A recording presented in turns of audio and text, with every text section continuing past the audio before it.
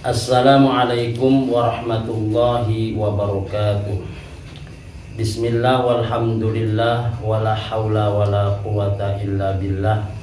Wassalatu wassalamu ala rasulillah Sayyidina Muhammad ibn Abdillah wa ala alihi wa sahbihi wa mawala, amma ba'du.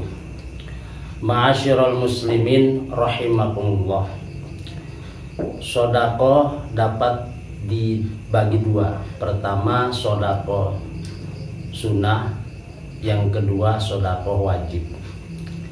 Sedekah sunnah tentu tidak akan saya bahas pada pertemuan kali ini karena ini waktunya sangat singkat sekali. Pada pertemuan kali ini saya akan membahas sedekah wajib yang populer kita sebut zakat. Nah, ketika berbicara zakat, ada namanya muzaki atau orang yang berzakat, ada namanya mustahik yaitu orang yang menerima zakat.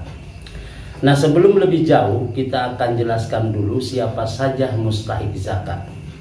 Di mana di dalam kitab Fathul Qorib ya dijelaskan ada 8 asnaf. Ini mengutip dari Al-Qur'an sendiri. Bahkan ini termasuk ayat qat'iyatu dilalah, artinya ayat yang tidak perlu tafsir. Maka ulama menjelaskan goniun anisyarhi. Jadi ini ayat tidak perlu syarah lagi. Dengan teks Al-Quran pun sudah bisa dipahami. Yang pertama, innamas shadaqatu lil fuqara'i, kepada fakir. Jadi fuqara ini bentuk jama dari fakir. Kemudian yang kedua wal masakin. Di sini harus bisa dibedakan mana fakir, mana miskin. Fakir itu bahasa kitabnya alladzi la mala lahu wala kasbah. Jadi tidak punya harta dan tidak punya pekerjaan. Istilah orang Sunda, teu bangkong, teu kelong, teu tuma-tuma aja. Teu bangkong, teu punya sawah, teu kelong tidak punya hutan, teu tuma dia tidak punya rumah. Jadi fakir namanya. Beda dengan miskin. Kalau miskin itu kebutuhannya 2, tapi dia dapatnya 1. Itu namanya miskin.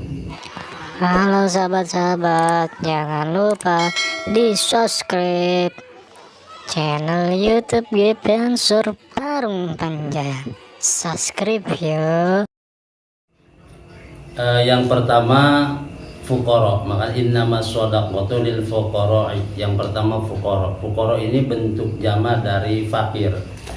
Fakir ini artinya lama lalahu wala kasbah, tidak punya harta dan tidak punya pekerjaan.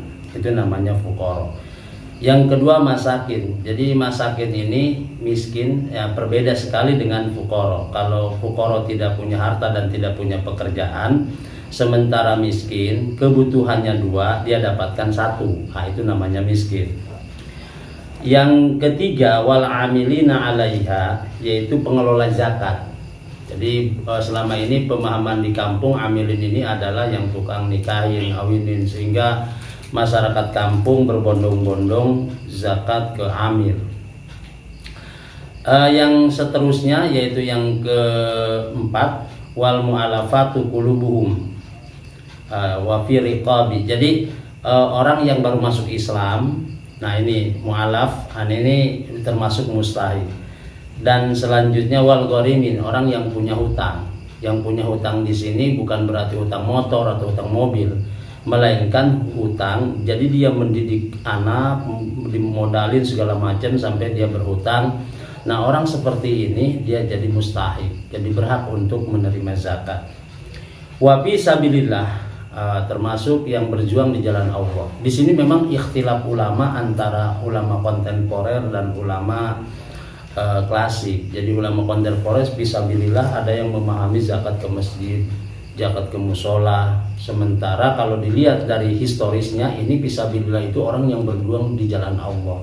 Sehingga ada beberapa ulama yang tidak sepakat zakat ke masjid atau ke musola.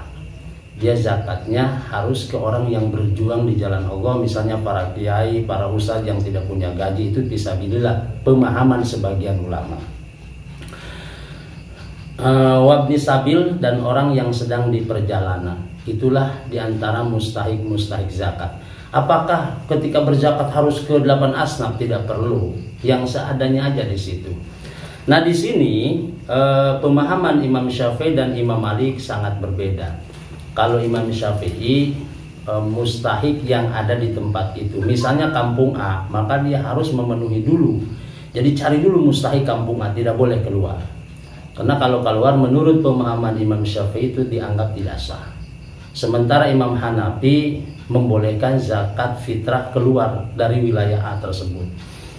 Nah, kemudian yang sangat berbeda sekali ketika zakat harus pakai uang atau pakai bikutil baladi, istilah fikih Syafi'iyah. Jadi bikutil baladi itu artinya makanan pokok.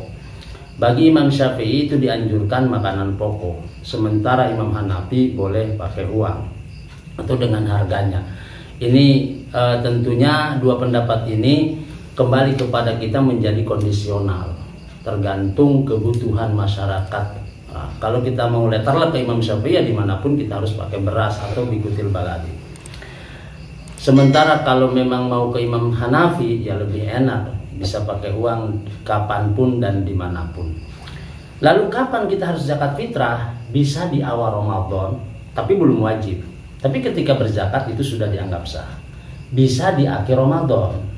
Nah, bagaimana persoalannya?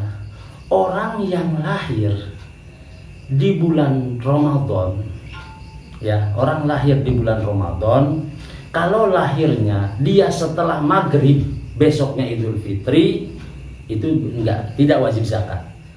Tapi kalau jadi misalnya dia lahir di bulan Ramadan, kemudian besok Idul Fitri maghrib, setelah maghrib dia meninggal, nah berarti dia wajib zakat karena sudah melewati. Tapi kalau dia meninggalnya sebelum maghrib, maka tidak diwajibkan zakat karena belum melewati Ramadan.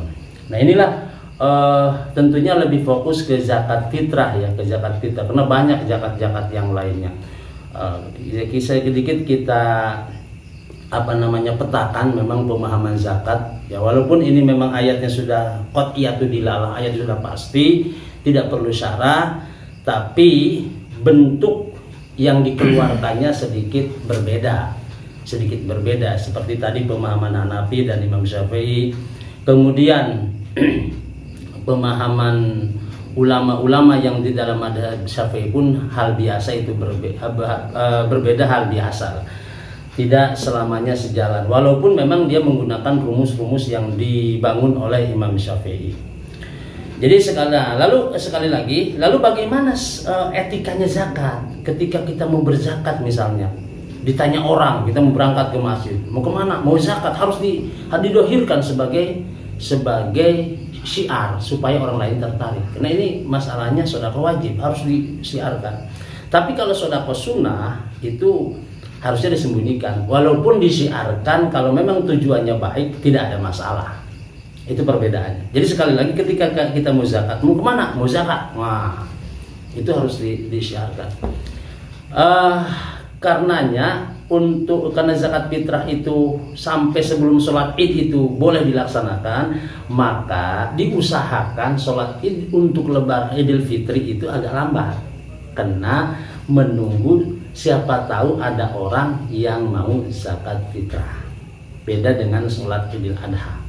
Jadi di situ ya sedikit perbedaan.